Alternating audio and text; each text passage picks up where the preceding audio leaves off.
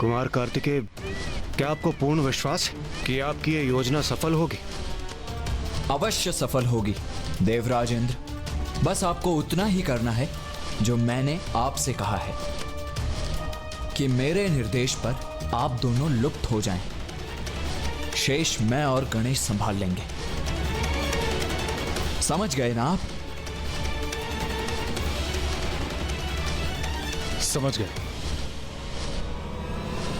हमारे देखते देखते वो दुष्ट महादेव पुत्र इंद्रदेव और वायुदेव को यहाँ से ले गया और हम कुछ नहीं कर सके। तुम सभी किसी कार्य के नहीं हो, तुम व्यर्थ हो मेरे लिए। मेरे सेनापतियों, साम दाम दंड भेद किसी भी युक्ति का प्रयोग करो और उस कुमार कार्तिकेय को मेरे समक्ष प्रस्तुत करो। जब मैं उस पर अपनी स्तंभन शक्ति का प्रयोग करूंगा तो वो स्वयं बताएगा कि देवियां और अमृत कहाँ है। जाओ और शीघ्र लाओ उसे। आप कष्ट न उठाएं सेनापति निशुंभ। उस दुष्ट कुमार कार्तिकेय को बंदी बनाकर लाने में अधिक समय नहीं लगेगा। उसे मैं ही जाकर ले आता हूं। उचित है धूम्रलोचन, उचित है। शीघ्र जाओ, परंतु इस बार मुझे निराश मत करना। मैं बस अभी गया और अभी आया। जाओ।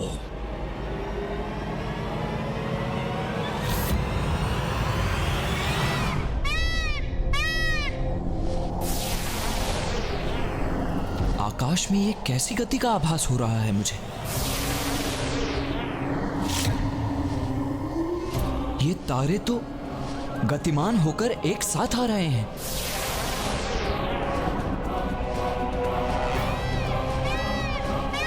अर्थात हम पर पुनः संकट छाने वाला है कुमार कार्तिकेय। नहीं देवराज, अब जो होगा वो उचित ही होगा। किंतु कुमार कार्तिकेय, ये हो क्या रहा है? वही जो हम चाहते हैं वायुदेव। ये निर्जीव तारे गतिमान होकर एक साथ आ रहे हैं और निर्जीव वस्तुओं को गतिमान करने, उन्हें अपने अस्त्र शस्त्र और सैनिकों में परिवर्तित करने में तो केवल एक ही असुर सक्षम है, धूम्रलोचन। अवश्य वही हमारा पीछा कर हम पर आक्रमण की तैयारी कर रहा है।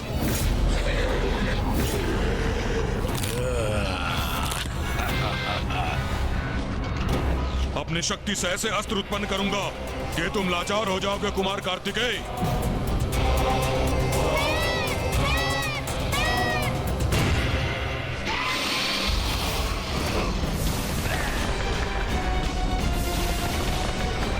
देवगण बाएं।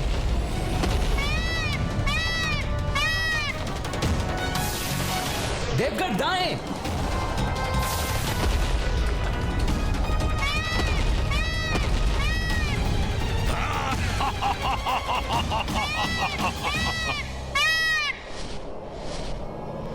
अरे, ये महादेव पुत्र कहां चला गया? उसे पकड़ने के लिए अपनी गति बढ़ानी होगी मुझे।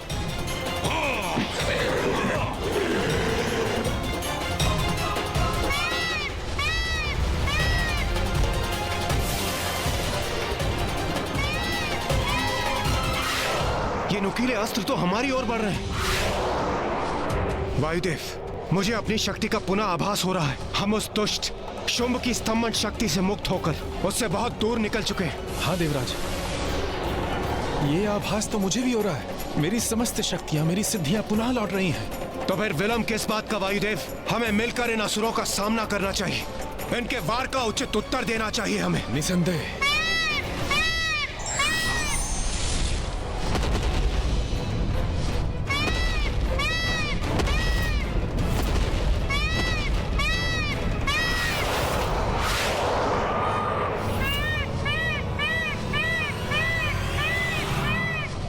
कुछ भी कर लो इंद्रदेव, किंतु मेरी शक्तियों का तोड़ नहीं है तुम्हारे पास। कुमार कार्तिकेय, हमें धूम्रलोचन के वार का प्रत्युत्तर देना चाहिए। अब मैं और वायुदेव उसका सामना करने में सक्षम हैं। नहीं देवराज, आप अभी ऐसा कुछ नहीं करेंगे।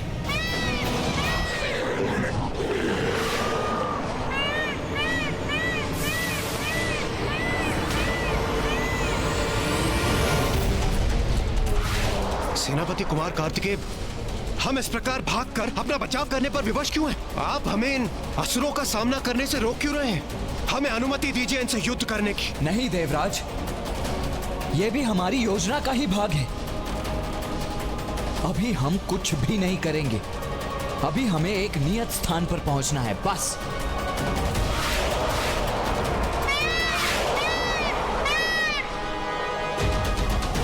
अब विंध्याचल पर्वत मेरे समक्ष है।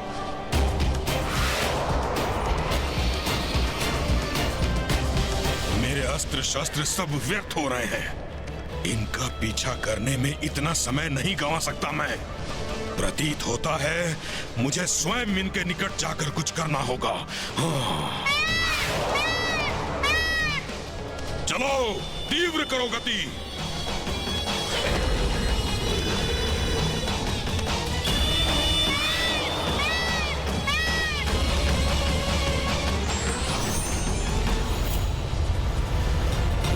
कुमार कार्तिकेय, दुष्ट धूम्रलोचन शस्त्रों से सज्जित हमारे अत्यंत निकट पहुंच चुका है।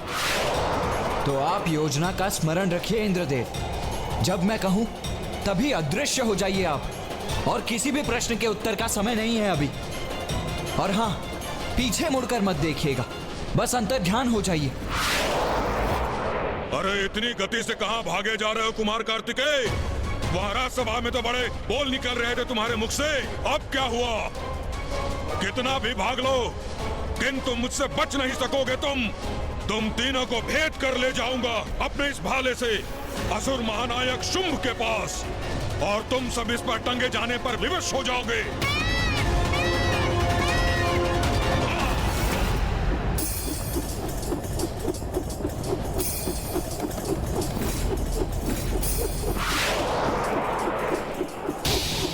कुमार कार्तिकेय, धूम्रलोचन ने भाले से प्रहार किया है हम पर, जो बहुत तीव्र गति से हमारी ओर बढ़ रहा है।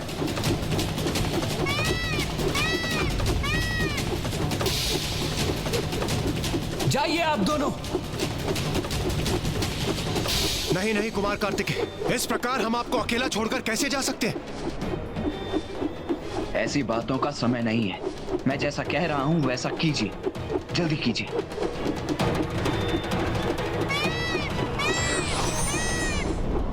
अरे ये दोनों कहां लुप्त हो गए?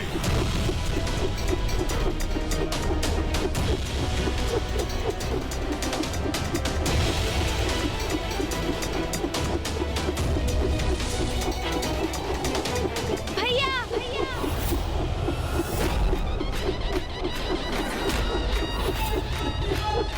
अरे ये गजमुख यहाँ कैसे? और ये करने क्या जा रहा है? गणेश, सोनजी,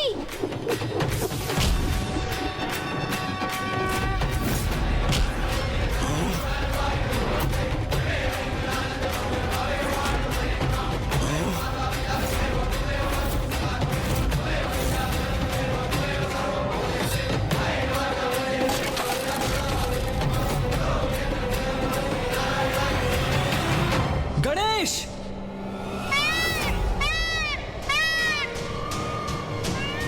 गणेश, ये क्या कर रहे हो तुम रुक क्यों गए? असुर जी, आपका ये प्रहार तो व्यर्थ हो गया, किंतु आपके लिए मेरे पास एक प्रस्ताव है। कैसा प्रस्ताव? गणेश, ये क्या कर रहे हो तुम? हमारे शत्रु इस असुर के साथ कोई प्रस्ताव रखने के पूर्व मेरी सहमति तो ले लो। नहीं भैया, बहुत कर ली हमने देवताओं की रक्षा। मैंने अभी देखा, आपने अपने प्राणों की चिंता त्याग कर इंद्रदेव और वायुदेव की रक्षा की। और जब इन असुर जी ने आक्रमण किया तो वो आपको अकेला छोड़कर चले गए। इतने स्वार्थी है ये देवता, आज मुझे ज्ञात हुआ। प्रतीत होता है इन देवताओं में आंतरिक मनमुटाव उत्पन्न हो गया है। तो इसमें निराश होने जैसा क्या है गणेश?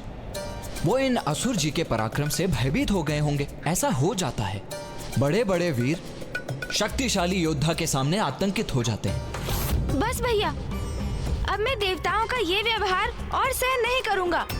जब वो संकट में आते हैं तो भागकर हमारे पास आते हैं और हम अनेकों संकट से जूझकर उनकी रक्षा भी करते हैं, किंतु जब हमें उनकी सहायता होती है तो वो कहीं दिखाई नहीं देते।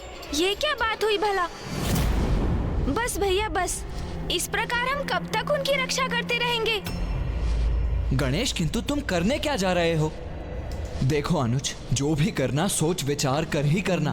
क्रोध में आकर ऐसा कुछ मत कर बैठना जो। भैया, मुझे भली भांति ज्ञात है कि मैं क्या कर रहा हूँ। मैं अपनी और आपकी सुरक्षा सुनिश्चित कर रहा हूँ।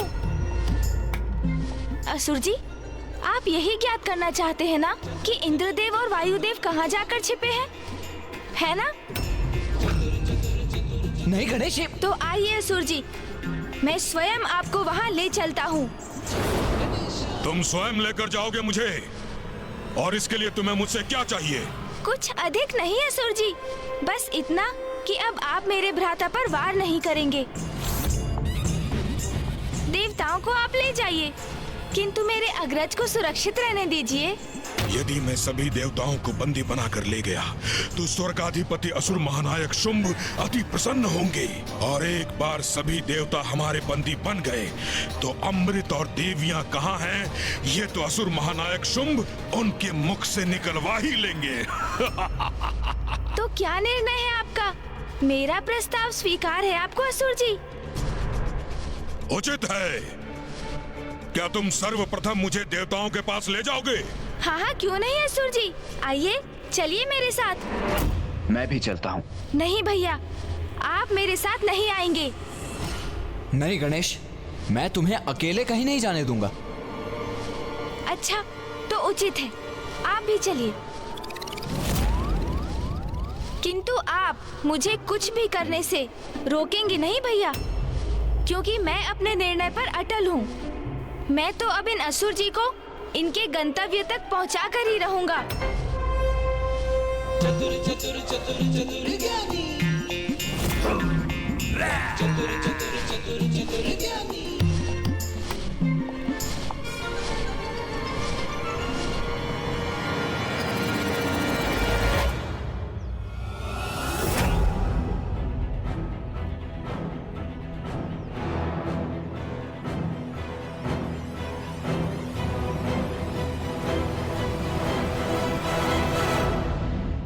यहाँ तो पहुँच गए हम, किंतु देवता कहाँ हैं?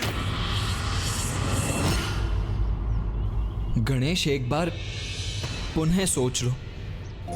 स्मरण रखो, हम भी देवता हैं। अभी भी समय है, हमें देवताओं की ही सहायता करनी चाहिए। वही तो मेरा भी कहना है भैया, हम देवता हैं, इसलिए देवताओं को हमारा साथ देना चाहिए था, किंतु ऐसा नहीं किया ना उन्होंने। नहीं भैया, अब मेरे लिए तो सबसे महत्वपूर्ण आपकी सुरक्षा है। यदि उन देवताओं के लिए आप असुर महानायक शुंभ से सुरक्षित हो सकते हैं तो वही उचित है भैया। बहुत हुआ भ्राताओं का स्नेह लाभ।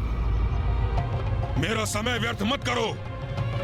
मुझे बताओ, कहाँ छुपे हैं देवता? नहीं गणेश, इस अदृश्य दीवार के उस पार।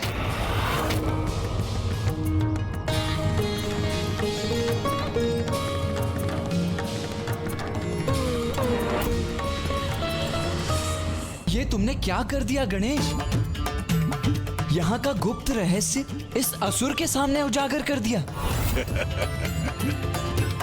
और इसे बता दिया कि यहाँ एक अदृश्य बाधा है जिसके उस पार एक अद्भुत संसार है। कैसी बाधा, कैसा संसार? मुझे तो यहाँ कुछ दिखाई नहीं दे रहा। तुम मुझे मूर्ख बनाने का प्रयास कर रहे हो? नहीं नहीं असुर जी, ये कैसे संभव है? अर्थात मूर्ख को कोई मूर्ख कैसे बना सकता है भला? क्या कहा तुमने? थोड़ा समझने का प्रयास करेंगे तो सब कुछ समझ जाएंगे असुर जी। मैंने कहा ना, वो अदृश्य बाधा है। और जो अदृश्य है वो आपको कैसे दिखाई दे सकती है? बस बहुत हुआ, अभी सब स्पष्ट हो जाएगा।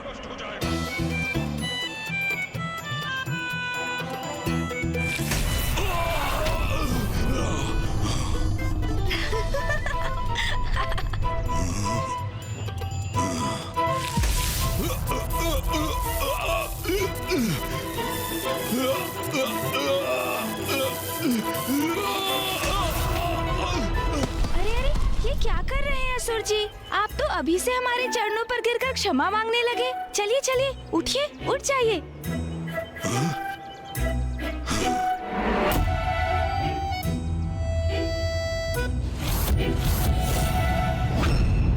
स्पष्ट हो गया ना असुर जी? तो अब ये भी ध्यान से सुनिए। सूर्य देव, वायु देव, वरुण देव और अग्नि देव और सभी देवियां इस अदृश्य बाधा के उस पार छिपे हैं और वो सभी जगत जननी माँ कौशिकी के संरक्षण में हैं। अरे वाह, ये तो और भी उत्तम है। देवता, देवियां और ये सब जिसे जगत जननी पुकारते हैं, वो सब हैं यहाँ। यदि मैं इन सबको एक साथ यहाँ से बंदी बनाकर ले जाऊं, तो उसका तो आनंद ही कुछ और होगा। अरे अरे असुर जी, एक बात तो मैं आपको बताना ही भूल गया। वहाँ जाने के लिए आपको नारी शक्ति को जागृत करना होगा। आप उस अदृश्य बाधा को तब तक पार नहीं कर सकते जब तक कि आप नारी का अवतार धारण नहीं करते, क्योंकि माता कौशिकी वहाँ अपने भक्तों को नारी रूप में ही आने की अनुमति देती है।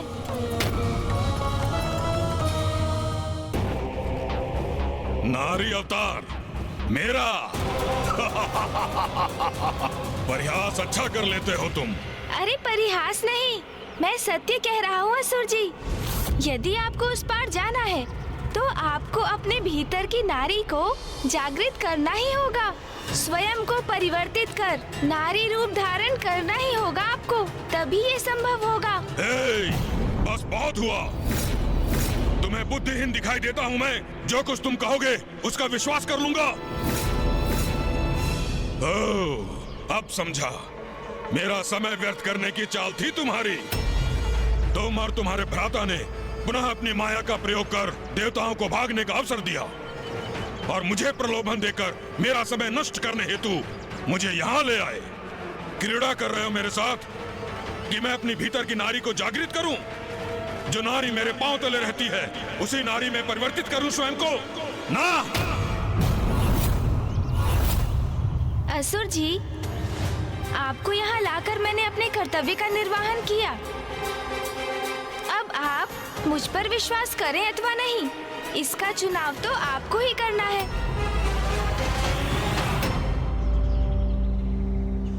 माँ, हमने अपना दायित्व निभा दिया। अब हमें आज्ञा दीजिए। प्रणाम माँ।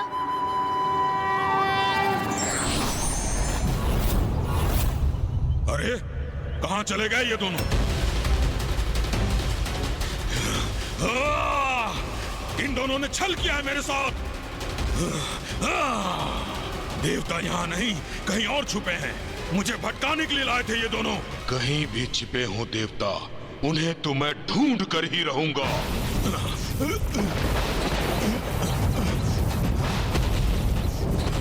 ये सब क्या हो रहा है यहाँ?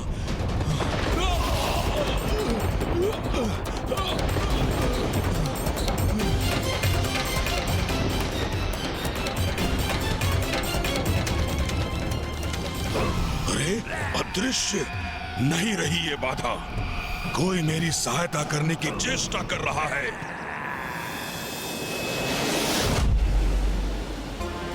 माँ ने जैसा कहा था उसके अनुसार हमारी योजना किसी भी प्रकार से शुंभ के सेनापति को विंध्याचल पर्वत पर ले जाने की थी, किंतु धूम्रलोचन इतनी सहजता से हमारे पीछे आने वाला नहीं था।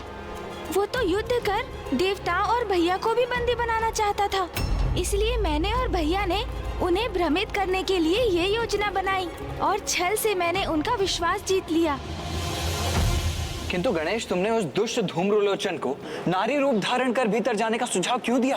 भैया, माँ तो जगत जननी है और सभी उनकी संतानें हैं। हम, आप, देवगण और असुर भी। और वो अपनी सभी संतानों को सुधरने का एक अवसर अवश्य देती है। मैं तो धूम्रलोचन को माँ के दर्शन करने का अवसर दे रहा था। यदि वो भक्ति भाव से वहाँ जाकर माँ के दर्शन करता तो उसके समस्त पाप धुल जाते। किंतु वो तो नारी को स्वयं से भिन्न समझता है, इसलिए ऐसा स्वर्णिम अवसर पाकर भी उसने इसे गवा दिया। गणेश, तुम्हारी रणनीति और योजना शुंभ और निशुंभ के वध का आधार बनेगी। नहीं भैया, इसमें मेरा कोई योगदान नहीं। जैसे माँ ने ऋषि मार्कंडेय के मुख से अपने कवच का उच्चारण करवाकर असुरों को अर्ध निद्रा में डाल दिया था, उसी प्रकार मैं भी माता की ही इच्छा का माध्यम बन रहा हूँ। शुंभ और निशुंभ का वध तो माता के हाथों ही नियत है और उसका समय अब बहुत निकट है। हाँ भैया, शीघ्र ही शुंभ निशुंभ माता के समक्ष होंगे।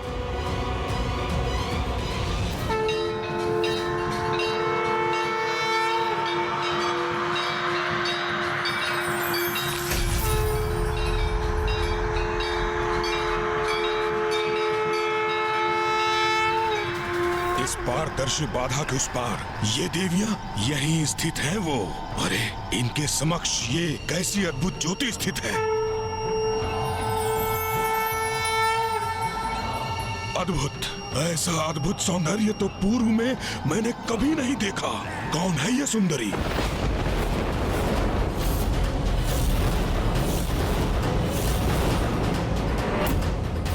सुंदर भी है और भयंकर भी। अद्भुत, सर्वथा अद्भुत है ये सुंदरी। मैं अभी जाकर महाराज शुंभ को इस बारे में सूचित करता हूँ। तुम्हारे अंत का आरंभ अब हो चुका है असुरों।